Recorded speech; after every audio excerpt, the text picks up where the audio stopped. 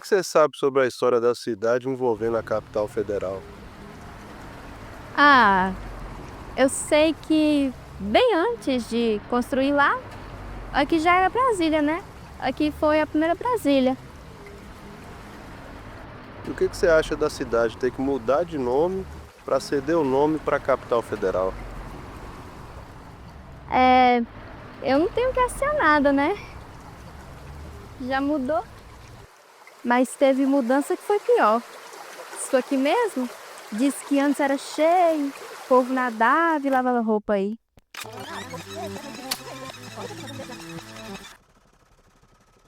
Desde o século XVIII, já se conspirava a mudança da capital federal para um ponto do interior do país. Quase 2 séculos depois, sob mandato de Juscelino Kubitschek, milhares de operários conglomeraram para construir em um deserto a nova capital federativa do Brasil.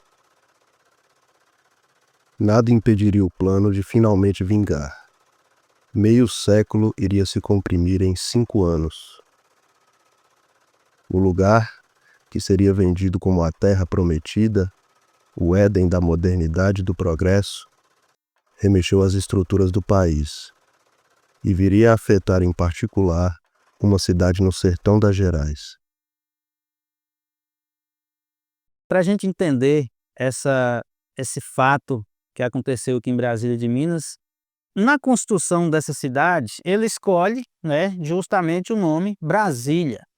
Só que aí inicia-se os problemas, porque já existia uma Brasília aqui no norte, né, a Brasília de Minas, a Brasília mais antiga.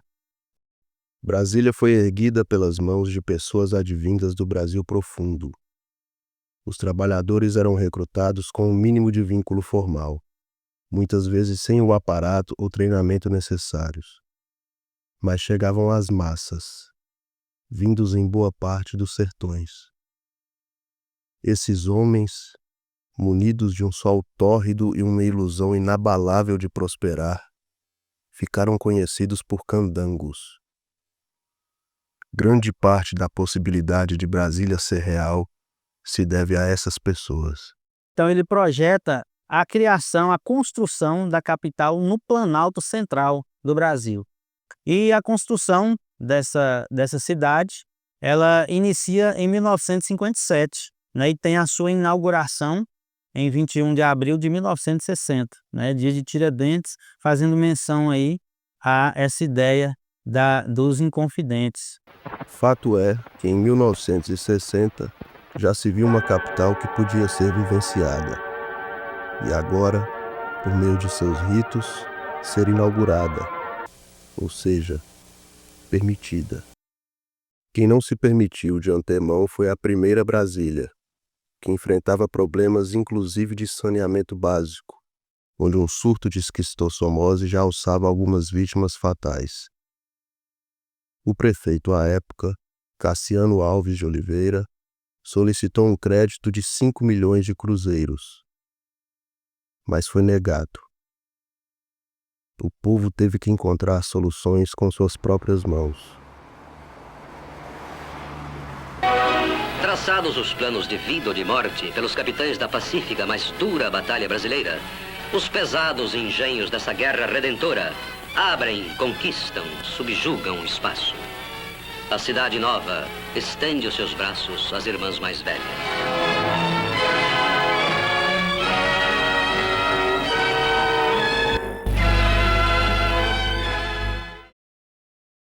A velha Brasília, sem mão estendida para si, então viveu uma consequência que muitos viriam a prever tarde demais.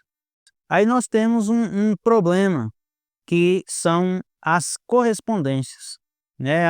As correspondências que teriam que vir para cá, para Brasília de Minas, elas iam lá para o estado de Goiás, para a chamada Nova Brasília, né?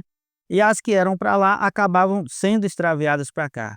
Então isso acabava acarretando muito prejuízo, muita coisa era perdida. Diante desse impasse, o presidente resolve, porque a legislação também não permitia o nome, duas cidades com o mesmo nome, ele resolve dar a sugestão para que o prefeito daqui mudasse o nome da cidade. De certo modo, a mudança de nome deixou de ser somente uma questão e passou a ser também uma necessidade imposta. O governo do DF, em um rompante de pretensão, ainda chegou a sugerir que a cidade do Sertão mudasse seu nome para Juscelândia. Importante a gente entender isso. Houve essa negociação e também o presidente ele começa a fazer sugestão de nomes, de mudança de nomes, né? Acrescentar Brasilândia, Juscelândia. Agora imagina hoje eu falar assim, onde é que você mora? Eu moro em Juscelândia, né?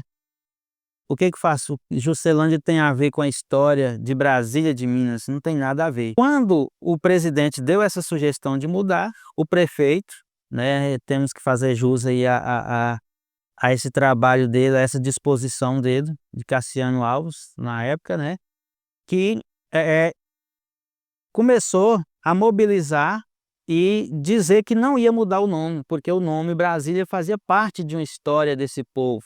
Então, significa que esse povo conhecia a sua história, tinha amor à sua região, tinha amor a esse povoado, ao desenvolvimento do povoado, ao local, e isso fez com que eles lutassem para a conservação desse nome, né, do nome de Brasília.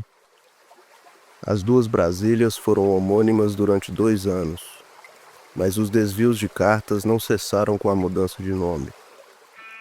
O CEP só foi criado nos anos 70, e muitas pessoas, seja por costume ou simbolismo cultural, se referiram por muito tempo à pacata cidade do norte de Minas apenas como Brasília, mesmo após a inserção do sobrenome.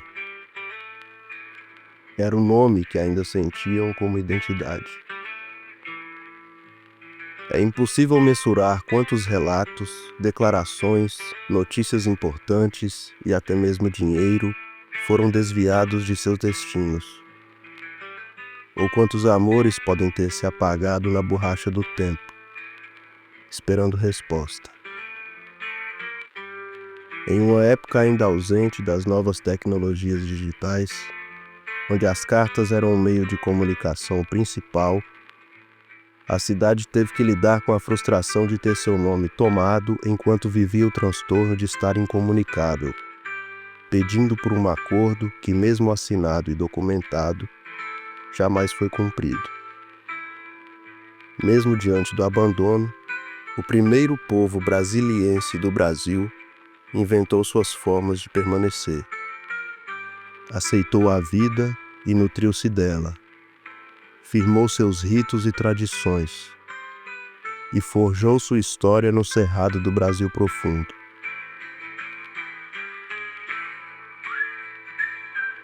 Nas palavras de José Edivar de Lima, poeta nascido já na Brasília de Minas, um povo jamais será livre se tiver suas genuínas formas de expressão sufocadas e desvalorizadas.